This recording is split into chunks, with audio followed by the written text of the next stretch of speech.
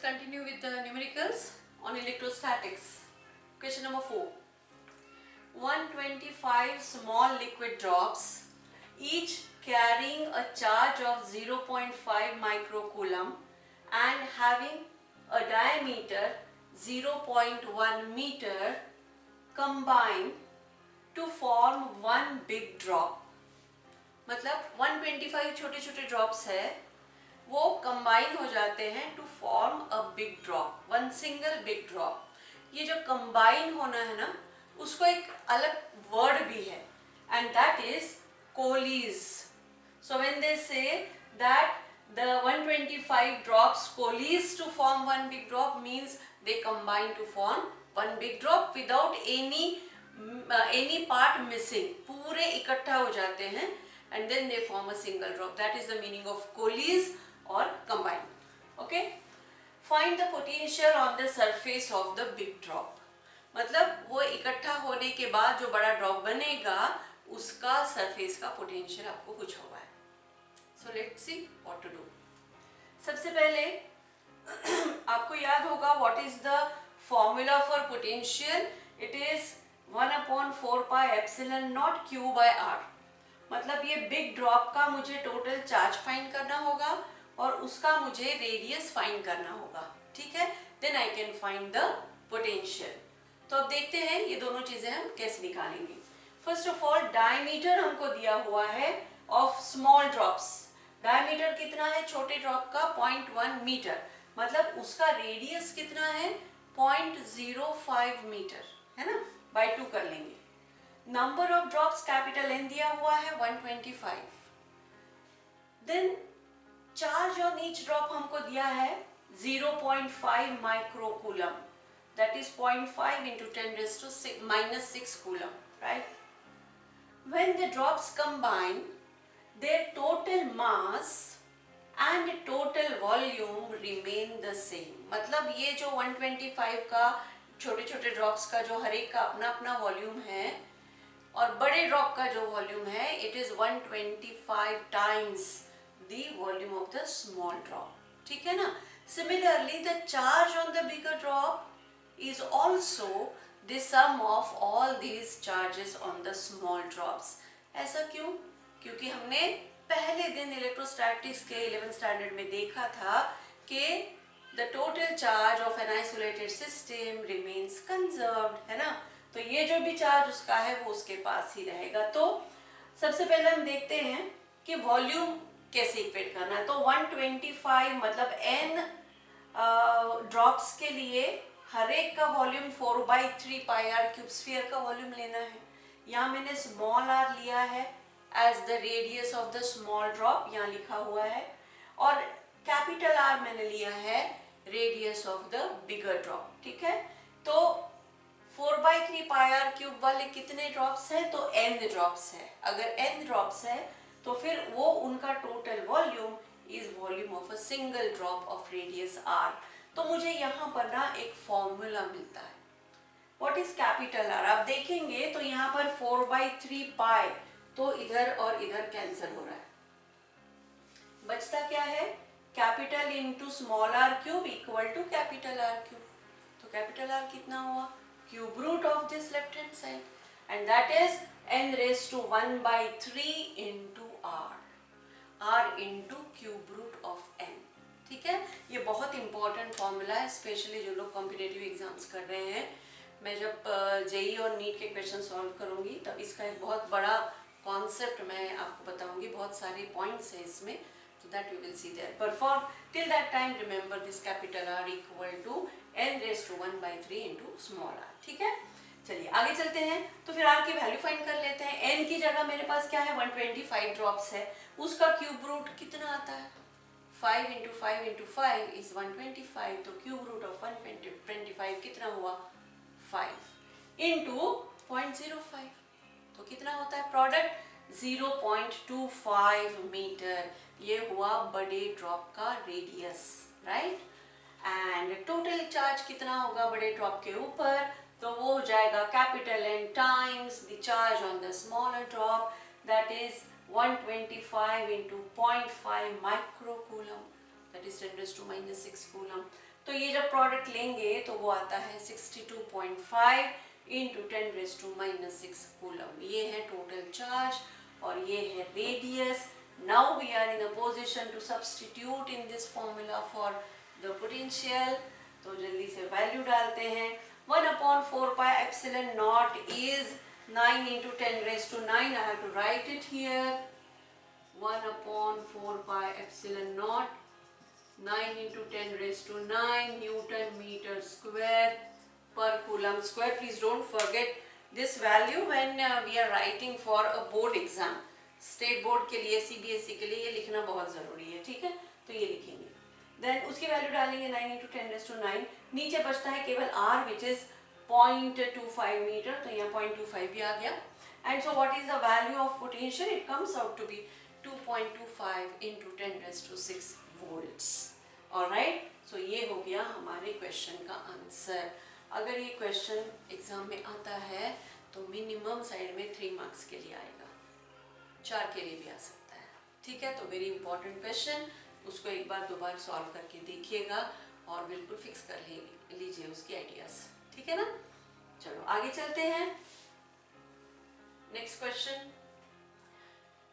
The dipole moment of a water molecule is 6.3 into 10⁻⁻30 cm. What is this cm? Is it centimeter? It is not. ये dipole moment है, उसका unit क्या होता है? Coulomb metre. Capital C है, small m है, so it is coulomb metre, ठीक है? A sample contains 10⁻21 molecules whose dipole moments are all aligned with a field given. कितना? 2.5 into 10⁻⁵ Newton per coulomb. Calculate the work done to rotate the dipole from all the dipoles from their initial orientation. Initial orientation कैसा है?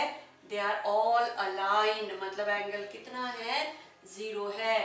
to theta equal to 90 degrees with the field.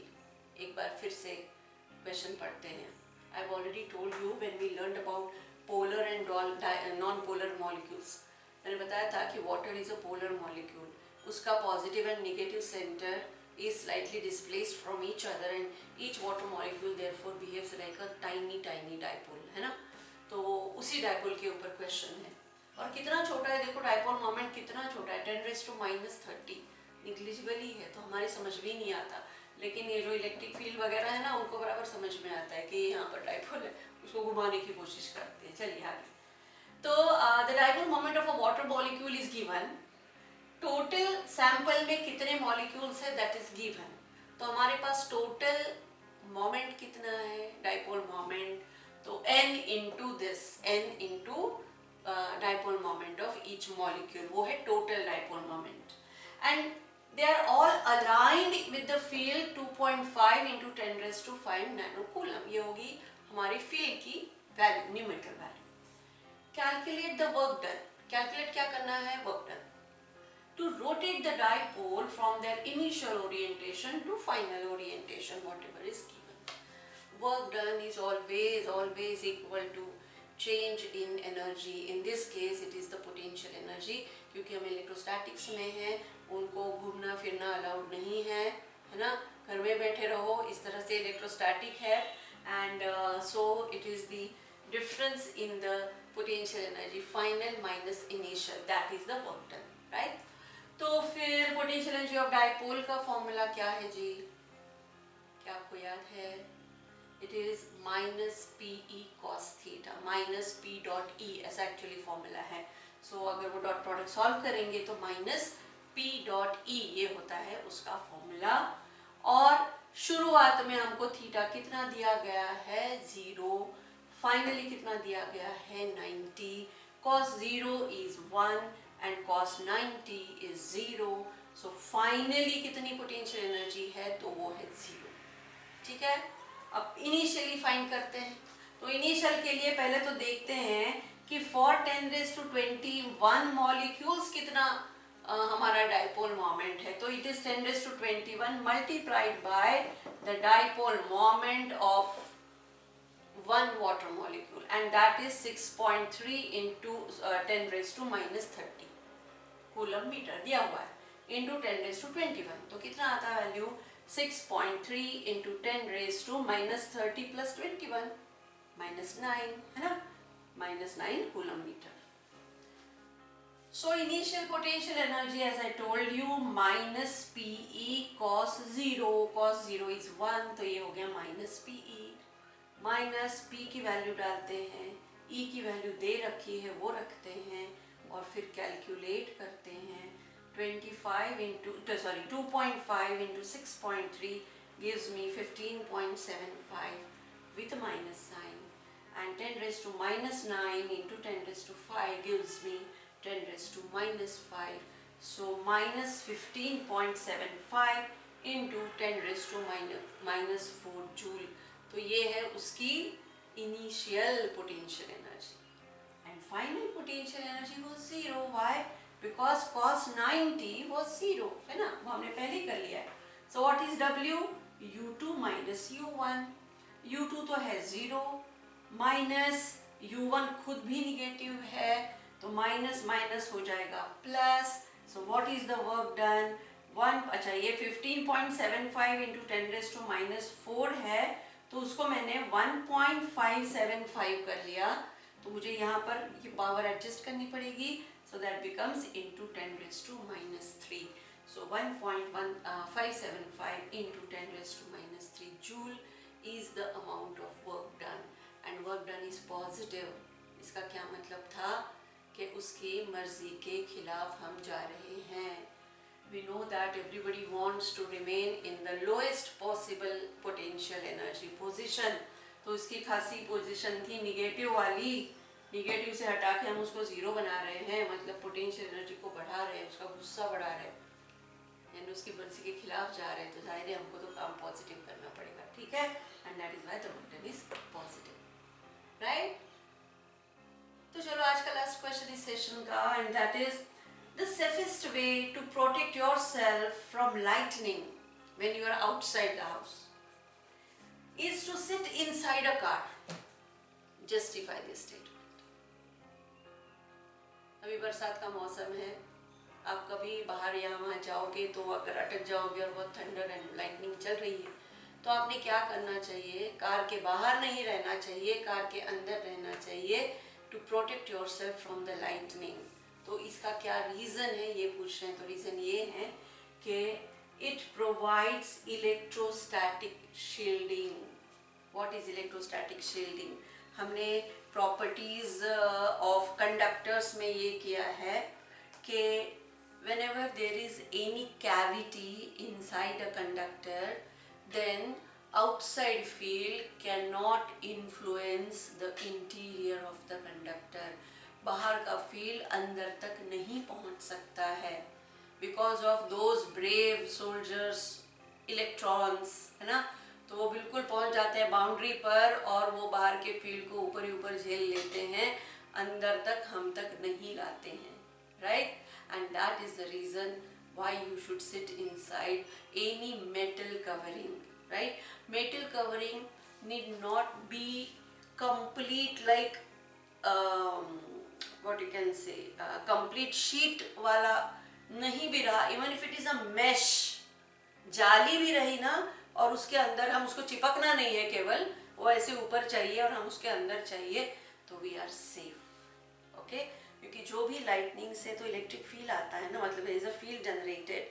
तो जो भी current चलता है, मतलब sparking momentary, तो वो ले लेते हैं कंडक्टर्स और उसको झट से डाल देते हैं, अर्थ के ऊपर डाल देते हैं, है ना. And that is why we are safe. तो क्यों हम सेफ हैं? Because we are inside the cavity made of the car metal body, और बॉडी के अंदर हम हैं तो हम सेफ हैं, because it works as an electrostatic shield. Understand?